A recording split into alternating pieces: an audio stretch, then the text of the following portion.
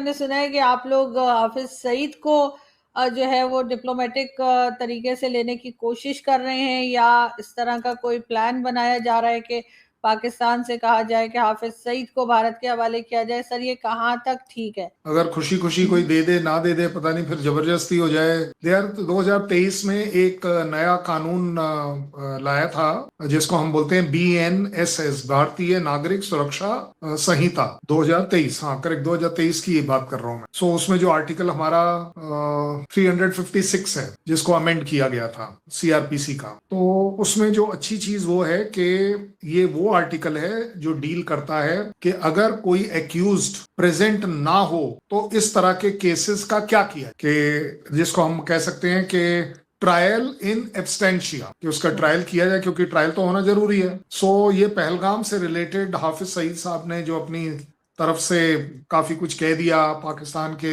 Leaders ने भी काफी कुछ कह दिया। उसके बाद हमारे पास काफी ऐसे नेशनल इंटेलिजेंस एजेंसी के पास प्रूफ हैं जो कि कोर्ट में दायर करे गए, और ले देकर बॉटम लाइन ये आ गई कि भाई वी वुड लाइक कि Hafiz Saeed should be tried. अगर सीधी सीधी बात, सो उसका ट्रायल का जो प्रोसीजर है अब हमने स्टार्ट की, और ट्रायल का प्रोसीजर कहता है कि किसी भी इंसान को कोर्ट में आने के लिए हमें 2 बार 30 दिन के वफा पर, पहले बार एक बार समन दीजिए और 30 दिन तक वेट करिए, वो नहीं आता है तो 30 दिन बाद फिर एक समन दीजिए, फिर आप 30 दिन वेट करिए, और टोटल 90 दिन अगर आप वेट करें तो उसके बाद कोर्ट उस ट्रायल को सुन सकता है, उसको चला सकता। अब इसमें जो प्रोसीजर है वो ये है कि जो भी उस इंसान की, हालांकि इस केस में वो इंसान नहीं है, मेरे ख्याल टेररिज्म करने वाला कोई इंसान कैसे हो सकता है, बट हमारी जुडिशरी और हमारी डेमोक्रेसी और इंसानियत बोलती है कि जब तक आदमी प्रूव ना हो जाए तब तक वो चलिए इनोसेंट है। सो उस पॉइंट ऑफ व्यू से उसको हमें जो भी उसकी लास्ट लोकेशन या एड्रेस हमारे पास है, हमें उसके ऊपर ये समन भेजने होते हैं, और अगर वो वहां नहीं पाया जाता है तो चपसा करते हैं, जहां पर उसी जगह पर जाकर उसको चिपका दिया जाता है समन को।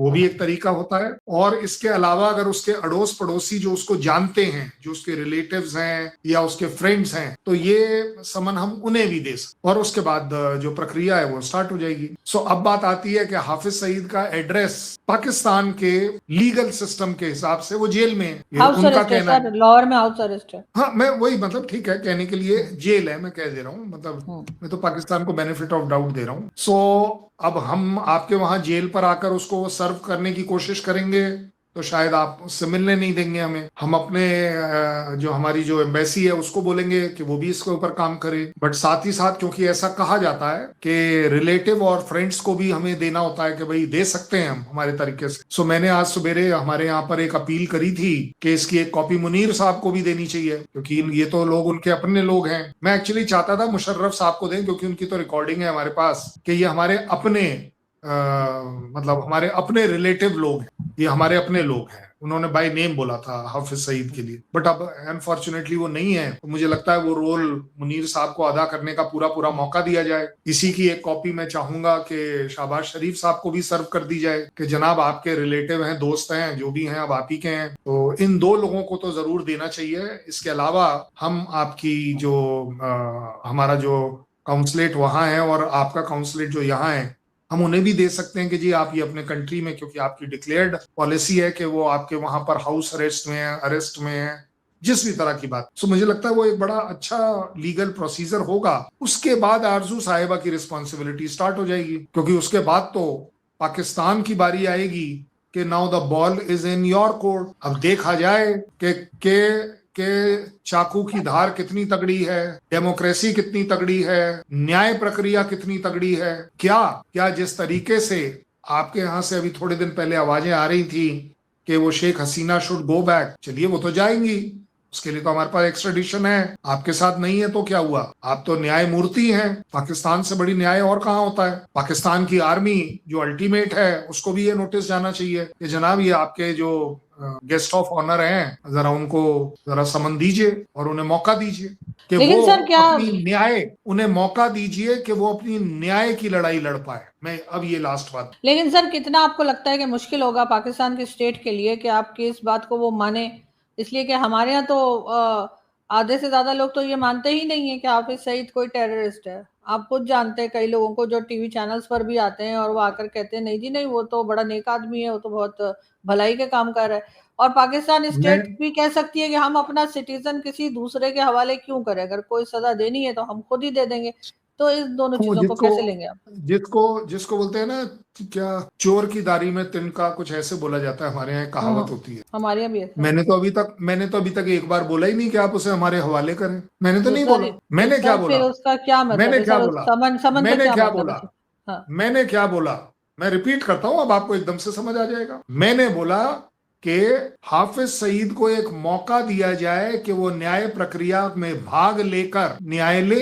उन्हें न्याय मिलना चाहिए ना, ये तो आप मानेंगी ना, कोई भी इंसान हो उसे न्याय मिलना चाहिए। हम कह रहे हैं कि भाई आप इस तरह से इस चीज में, हम एक्चुअली बांग्लादेश की तरह नहीं कर सकते ना कि इन एब्सटेंशिया हसीना को उन्होंने डिक्लेयर कर दिया कि कल्प्रेट है, उनको फांसी की भी सजा दे दी और अब बोले जी उनको दिलाइए, हमें तो उन्हें फांसी देनी है। कम से कम हम उनसे तो अच्छे ही होंगे ना। और हम तो पाकिस्तान को एक्सपोज कर रहे हैं, एक्सपोज एक गलत वर्ड हो जाएगा, पाकिस्तान को एक मौका दे रहे हैं कि अपने डेमोक्रेटिक वैल्यू, अपने मॉरल वैल्यूज, अपनी जुडिशियस वैल्यूज, इनको आप प्रूव करिए ना। मैं आपको 10 तरीके बता सकता हूं कि वहां बैठे बैठे ये प्रॉब्लम कैसे सॉल्व हो सकती है। ये अल्टीमेटली ये दिमाग में क्यों आता है कि हवाले करा जाए? भाई वो तो वीडियो फिर क्या किया कॉन्फ्रेंस पर जाए? आ सकते हैं, मैं बोल रहा हूं ना, आप अच्छा। वो वीडियो कॉन्फ्रेंस पर आ जाए। मुझे नहीं मालूम, अगर मैं पाकिस्तानी होता तो मैं कहता जनाब ठीक बात है, उनको न्याय फेस करना चाहिए, वीडियो कॉन्फ्रेंस पर अटेंड कराइए उनको, क्या प्रॉब्लम? एक बात। दूसरी बात, आपके तरफ से एक कोई वकील साहब जो हैं वो उनका केस लड़ ले, हमने कब मना कर रहा है? भाई लड़ सकते हैं, कोई अगर इसमें कहीं कोई गुंजाइश है तो बताइए। ये अल्टीमेटली ये क्यों सोचना? और मैं कह रहा हूं चलिए, आई डोंट नो, हो सकता है आपके यहाँ आप करना चाहें, मैं तो मौकों की बात कर रहा हूं, मॉरल। एज अ पाकिस्तानी अगर मैं होता तो मैं ये जरूर बोलता कि चलिए जी ऐसा करते हैं, हम पाकिस्तान के सुप्रीम कोर्ट में ये वाला केस ट्रांसफर करा के यहां ट्रायल करा लेते हैं, क्योंकि दुनिया को आपने प्रूव करना है, मैंने अब कुछ नहीं प्रूव करना। क्योंकि सर उसकी तो हाफिज सईद की तो सर वीडियोस मौजूद हैं, आज भी यूट्यूब पर है। उसने जिस जमाने में उसने बातें की थी खड़े होकर के मैंने यहाँ पे जिहादी भेजे हैं, कश्मीर में भेजे हैं, ये सारी जो स्टेटमेंट्स हैं वो तो रिकॉर्ड पर है। और जिस वक्त बोला था शायद उस वक्त तो यूट्यूब होगा भी नहीं, बाद में अपलोड कर दी लोगों ने।